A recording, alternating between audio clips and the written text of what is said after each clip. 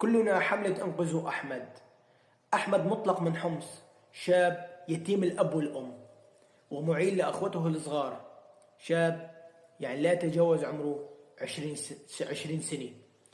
اليوم أحمد وهو عودته من لبنان لحمص تم اختطافه من قبل مجرم ما عنده رحمة، عم يعذبه وعم يطلب فيه فدية.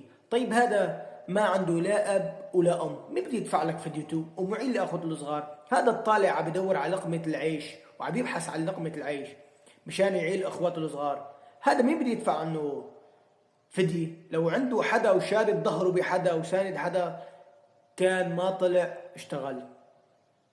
بس اليوم كلنا حملة انقذوا أحمد.